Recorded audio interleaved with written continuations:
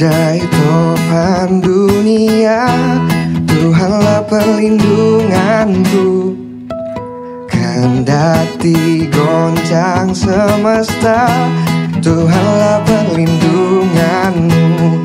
Ya Yesus, gunung batu di dunia, di dunia, di dunia. Ya Yesus, gunung batu di dunia, tempat berlindung yang teguh.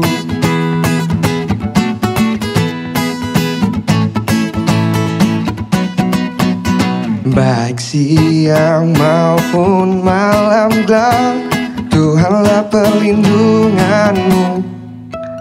Niscaya takutmu lenyap, Tuhanlah perlindunganmu. Ya Yesus, gunung batu di dunia, di dunia, di dunia. Ya Yesus, gunung batu di dunia, tempat berlindung yang teguh. Ya Yesus, gunung batu di dunia, di dunia, di dunia. Ya Yesus, gunung batu di dunia, tempat berlindung yang teguh.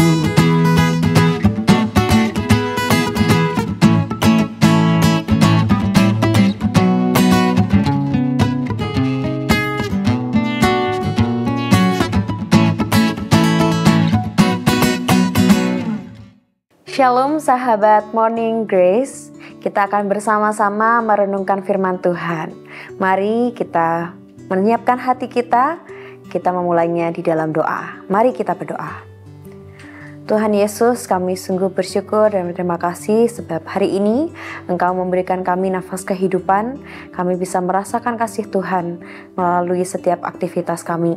Dan saat ini Tuhan, kami menyiapkan diri kami Tuhan untuk merenungkan firman Tuhan.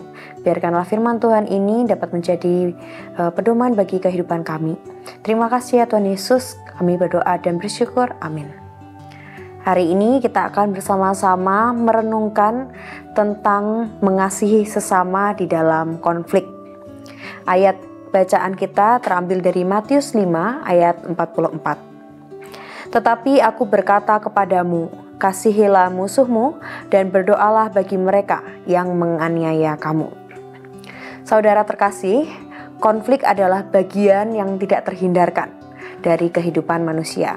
Bagaimanapun manusia di dalam bersosialisasi selalu saja ada kesempatan atau peluang untuk berkonflik.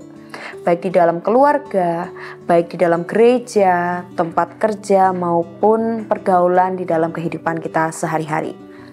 Gesekan dan perbedaan pendapat bisa menimbulkan ketegangan-ketegangan. Namun sebagai pengikut Kristus, kita dipanggil untuk menunjukkan kasih bahkan di dalam situasi yang sulit sekalipun.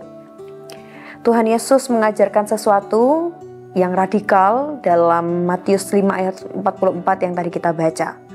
Mengasihi musuh dan mendoakan orang yang menganiaya kita.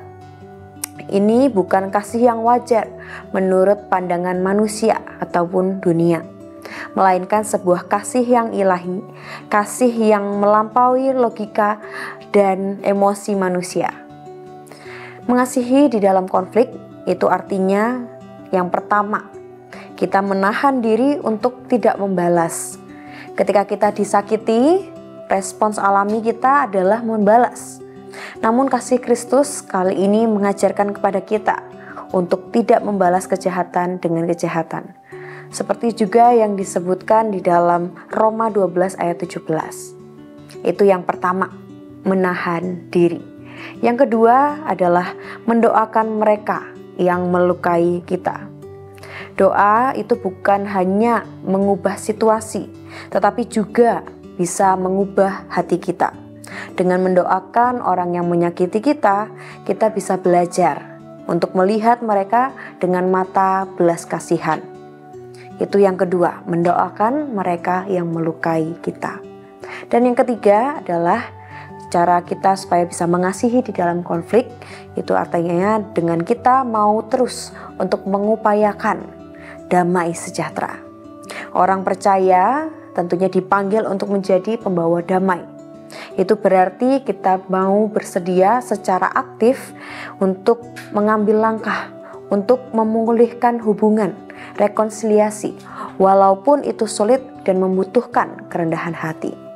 Tentunya 3 hal ini menjadi hal yang sulit untuk kita lakukan sebagai manusia. Oleh karena itu, mari kita bersama-sama mengintrospeksi.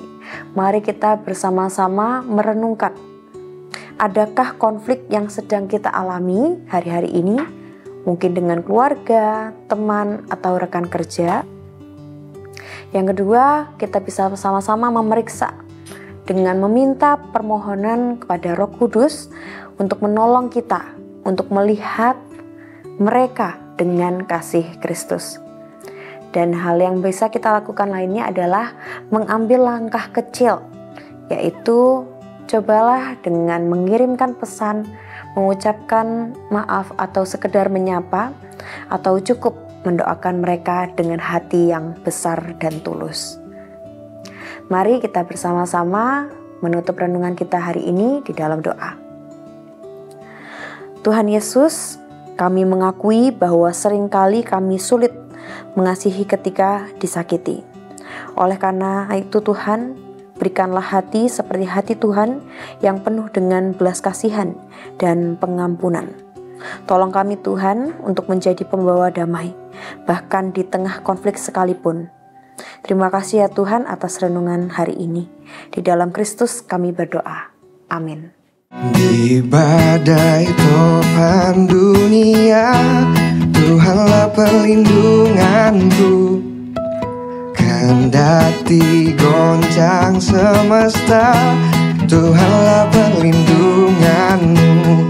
Ya Yesus gunung batu di dunia, di dunia, di dunia. Ya Yesus gunung batu di dunia, tempat berlindung yang teguh.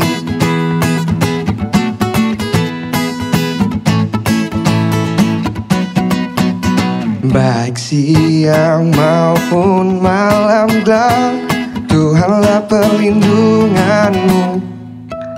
Niscaya takutmu lenyap, Tuhanlah perlindunganmu. Ya Yesus gunung batu di dunia, di dunia, di dunia. Ya Yesus gunung batu di dunia, tempat berlindung yang teguh.